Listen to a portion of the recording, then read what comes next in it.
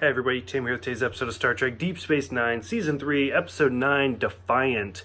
So this is a good episode. This is a really interesting episode. And I decided to bust out my Next Generation outfit because I don't have that many opportunities to, and anytime I can get like a crossover with the Next Generation crew, it feels like an appropriate time. So I'm just going to kind of spoil the big twist right away. So in the Next Generation, there's the episode Second Chances, where we see Commander Riker is cloned. And it's kind of an interesting episode and concept because for the most part, let's be honest here, for the most part, the Next Generation, from the beginning of the episode to the end of the episode, things don't really change. Like, we go through a lot of stuff in between, but at the end, we're pretty much par. Things aren't better, things aren't worse. It is what they are. Because the Next Generation was very episodic, and if you change things too much, then people can't follow along. Neither here nor there, no good nor bad. And it's not always that way. Don't get me wrong, it's not always that way. Now, for Second Chances, it's really interesting, and I don't remember if I mentioned it in that review. If you guys haven't watched that episode or watched my review for that one, you probably should before continuing. So, for me, that episode completely caught me off guard because we see it turns out that Commander Riker is accidentally cloned, and so there are now two Rikers. And at the end of the episode, I personally was expecting him to die or sacrifice himself or something. And then that way, at the end of the episode, he was gone and we would only have one Riker. But that doesn't happen. It turns out that Commander Riker is still on board the Enterprise doing his thing, and at the end of that episode, Lieutenant Thomas Riker goes off. He joins some starship somewhere far away and does whatever he does. It doesn't matter. But he survives, and he goes off.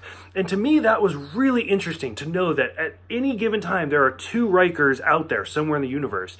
And then, unfortunately, the Next Generation ended, and we never find out anything else. That's it.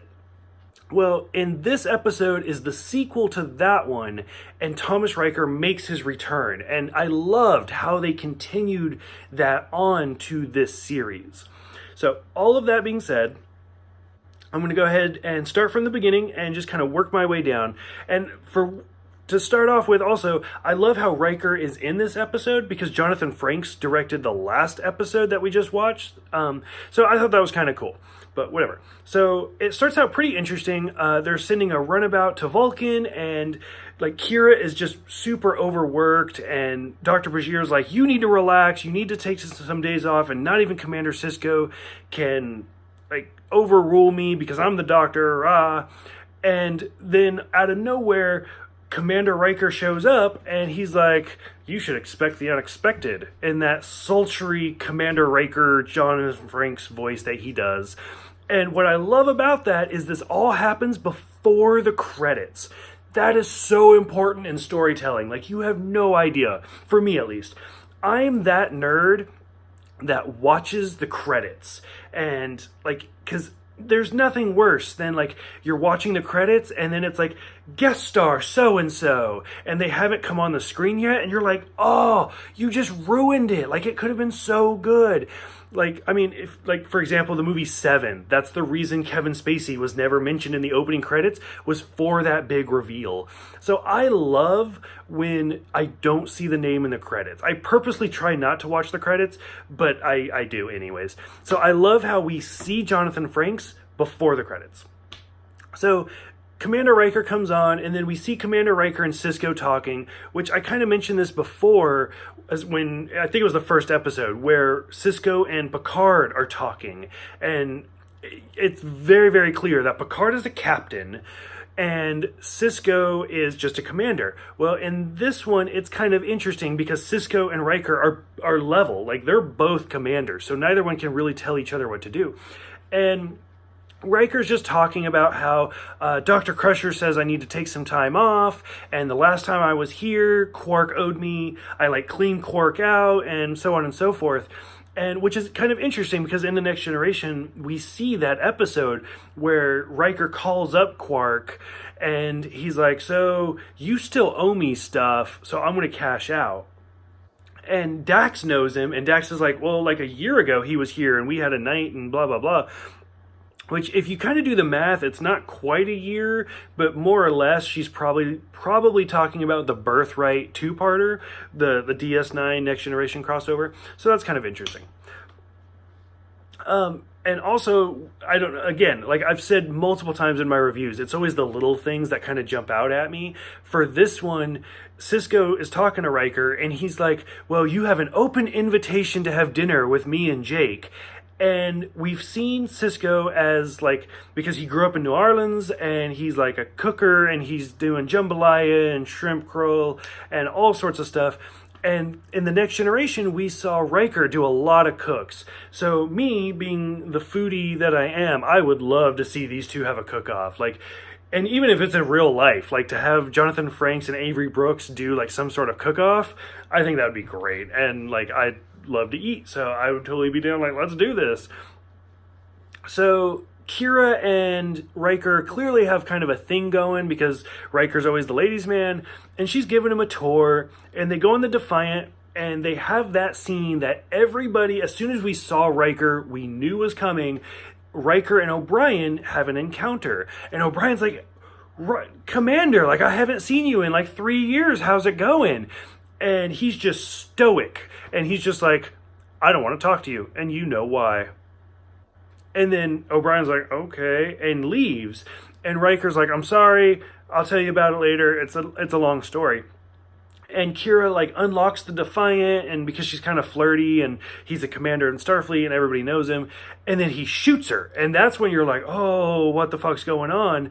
But before this, like, we've seen him use like his fingerprints and all sorts of stuff, so we know this is Riker. It's not a clone. He's not a changeling. I think most people, when they first saw this, I could be wrong, let me know, thought that he was going to be a changeling. He was going to be a founder or something, but it's not. It turns out that it is Thomas Riker. And so he steals the Defiant. Two of the Maquis end up beaming on board. One of them is Khalida, who we saw from the penultimate episode of Next Generation with the preemptive strike, where she's in that episode and she reprises her role in this one. And she's like, how did it go? And Riker has a full beard, and he like pulls off his beard, so he just has like this goatee, very like Spock in the Mirror Universe like looking goatee, and he's like, it went fine, let's go. And from here on out, it's a pretty basic episode of Star Trek. Thomas Riker is now part of the Maquis, and he's trying to basically blow up anything Cardassian related, and he's like, they're flying around the quadrant, and they're trying to like throw the Cardassians off. Sisko goes to Gul Dukat and is talking about how they had the cloak treaty with the Romulans, which we knew about. We know that it's a Federation ship that can cloak, and how it's only allowed to cloak in the Gamma Quadrant with the, like, as any information that we get, we share it with the Romulans. So this is the first time that I can remember that we've actually heard specifics about that treaty, why the Defiant can use a cloaking device. So I thought that was super interesting. So from here, like, Sisko and Gul Dukat argue, the Obsidian Order shows up, and it turns out they have ships that nobody knew about. And long story short, to kind of jump to the very end of this, Kira talks Thomas Riker into surrendering, because they do end up surrounding him. And it's kind of interesting because Sisko says, like, I'm going to help you, but we both know in Cardassian court, the punishment, the sentences are determined before the trial even starts, which we've seen at least 2 times before, especially the O'Brien episode, the tribunal episode. So we already know that. So Gul Dukat like orchestrates this giant thing, and he manages to get Riker. He's not sentenced to death, but he's sent to like a penal colony, like a prison camp. And it's kind of interesting. I wish we would have seen Thomas Riker again. The thing that really got me was that Thomas Riker is like, okay, I'm going to surrender. And he grabs Kira and he kisses her, like this big dramatic kiss. And then he's beamed away, and we never see him again. Overall, I thought this was a good episode. It was really interesting. I loved how they continued the Next Generation storyline. I wish we I wish that we as viewers would have seen a third episode with him, because I think he's a great actor, and I think it's an interesting character concept.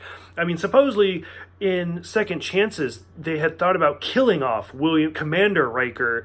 Data was going to get promoted, and then Lieutenant Riker would have just kind of been aboard the ship somewhere. I've heard rumors, or I've read rumors, that they had thought about bringing Riker into this series for a while, but that never developed. But overall, I thought this was a great episode. It was really enjoyable. It was kind of fun. Anytime we see a Next Generation crew in any crossover, it's always fun. This is the one episode. So Jonathan Frakes has one of it's not really unique, a lot of people have done it, is one of the main cast members who has played the same role in multiple crossovers, because he's in the Next Generation. This is his Deep Space Nine episode. He's in one Voyager episode. He's in one Enterprise episode. I'm sure Jonathan Frakes will show up at some point in Discovery. Who knows? But it's kind of interesting to see him show up. So for those who have seen this one, what did you guys think about seeing Thomas Riker? What did you think about this episode?